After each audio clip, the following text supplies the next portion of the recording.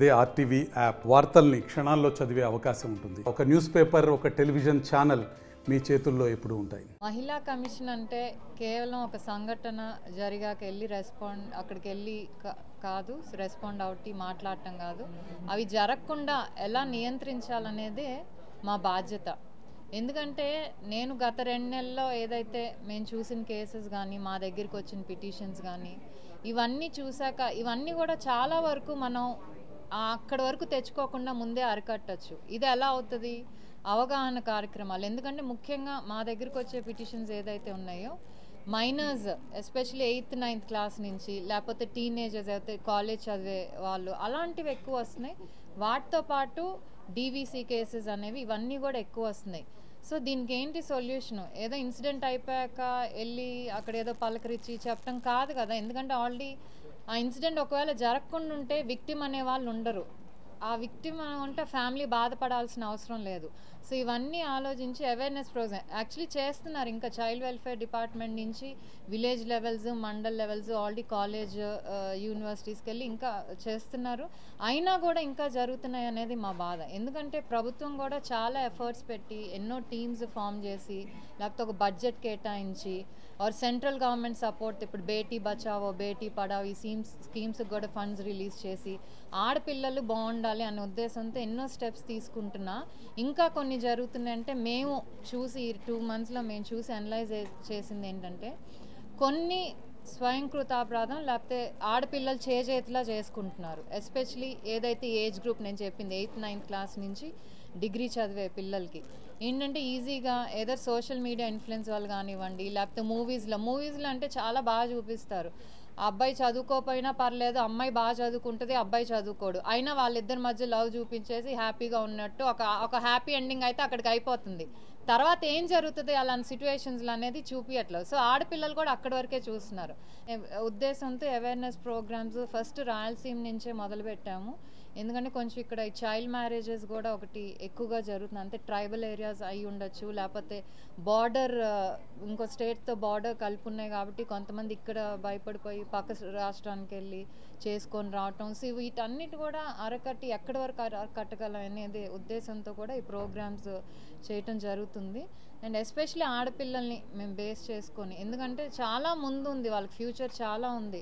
అలాంటి ఫ్యూచర్ని ఒకటి మాయలో పడిపోయి దాన్ని నాశనం చేసుకోవటం. అండ్ రీసెంట్గా మీకు ఒక ఇన్సిడెంట్ జరిగింది గండికోటలో, అక్కడ మైనరే ఆ పాప. ఆ అబ్బాయి మేజర్ ఏం పని చేయట్లే, అమ్మాయి వెళ్తుంది.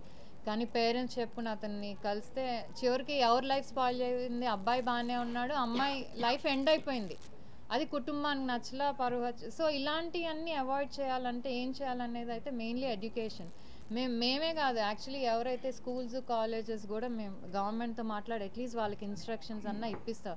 It should be mandatory. మనకి చదువు ఎంత ఇంపార్టెంటో, మార్క్స్ ఎంత ఇంపార్టెంటో, ఆడపిల్లలు చదువుకొని బయటికి వెళ్తే ఎంత సేఫ్గా ఉండాలి అనేది కూడా అంతే ఇంపార్టెంట్. సో అవేర్నెస్ ప్రోగ్రామ్స్ ప్రతి స్కూల్స్, కాలేజెస్ లెవెల్ నుంచే తీసుకుంటే చాలా వరకు కూడా ఇవి అరికట్టచ్చు. ఎందుకంటే ఈ ఏజ్లో పేరెంట్స్ చెప్తే ఎవరికి నచ్చదు, వాళ్ళు మంచి చెప్తారు కాబట్టి నచ్చదు. కానీ ఇంకొకటి వచ్చి తీయగా మాట్లాడి ఇదో నేను ఇంత బాగా చేసుకున్నా, 4 గిఫ్ట్స్ కొనిపెడితే ఆ ట్రాప్లో పడిపోయి లైఫ్ స్పాయిల్ చేసుకుంటున్నారు.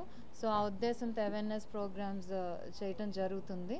అండ్ ఇంకోటి మేము చూసేది డీవీసీ, డొమెస్టిక్ వైలెన్స్ కేసెస్. వీటిల్లో కూడా వచ్చే కూడా వెరీ అన్ఫార్చునేట్. చదువుకున్న వాళ్ళు ఉంటున్నారండి, డాక్టర్స్ ఉంటున్నారు, సాఫ్ట్వేర్ ఇంజనీర్స్ ఉంటున్నారు, బ్యాంక్ ఎంప్లాయీస్ ఉంటున్నారు, గవర్నమెంట్ ఎంప్లాయీస్ ఉంటున్నారు. చాలా దురదృష్టకరం. చదువుకొని కూడా కొన్నిసార్లు ప్రేమ పేరుతో కానివ్వండి, లేకపోతే వీళ్ళు కూడా కొంతమంది పెళ్ళైన వాడినే నమ్ముకొని లైఫ్ స్పాయిల్ చేసుకుంటున్నారు. మళ్ళీ వచ్చి పోలీసుల చుట్టూ, కమిషన్ చుట్టూ తిరగాల్సిన అవసరం పడుతుంది.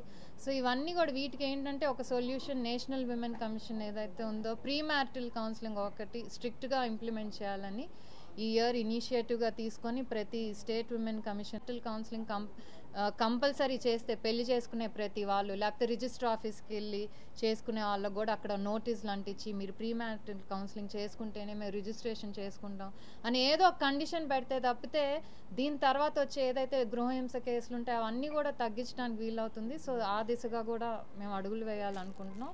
ప్రభుత్వం ప్రతి ఒక్కరిని ప్రతి ఇంటికి కాపలా పెట్టలేదు. ఎందుకంటే మనకి కొంచెం సెల్ఫ్ అవేర్నెస్ ఉండాలి, ఆడపిల్లలకి మంచా చెడు అని తెలియాలి, పేరెంట్స్ నుంచి మొదలవ్వాలి, ప్రేమతో చెప్పాలి. ఎందుకంటే కొంతమంది పేరెంట్స్ గట్టిగా చెప్పేసరికి వాళ్ళకు కూడా దాచిపెట్టేసి అసలు ఇంట్లో నుంచి వెళ్ళిపోవటం చేస్తున్నారు.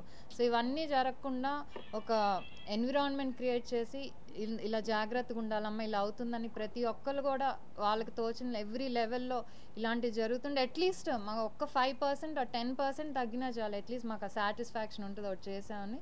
సో ఆ రేట్ని ఇంకా ఇంప్రూవ్ చేయడానికి ఏదైతే దాడులు జరుగుతున్నాయి ఆడపిల్లల మీద అది ఇంకా తగ్గటానికి మేము ఎంతవరకు ప్రయత్నం చేయగలమో అంతవరకు ప్రయత్నం చేస్తాం అనుకోండి. ఏమన్నారు కొన్ని సర్వీస్ రూల్స్ ఏవైతే మరి ఈజ్ అ రెగ్యులర్ ఎంప్లాయీ కుదరదు అంటే సస్పెండ్ చేశారు, కానీ సస్పెండ్ చేసి మళ్ళీ వస్తే ఉపయోగం ఏముంటుంది, ఉండదు కదా. సో అది మార్చాలి, he should be totally terminate చేసేయాలి.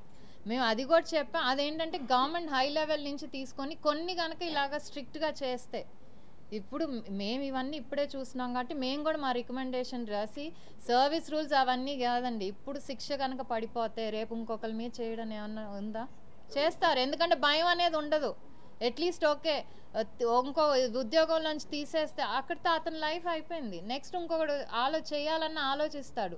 సో ఇది మేము రికమెండేషన్స్ పెడుతున్నాం. ఎంతసేపటికి మా సర్వీస్ రూల్స్ ఎలా ఉన్నాయి అలా ఉన్నాయి అంటే కాదు కదా, శిక్ష పడితేనే కదా ఇంకొకటి చేయకుండా ఉంటాడు.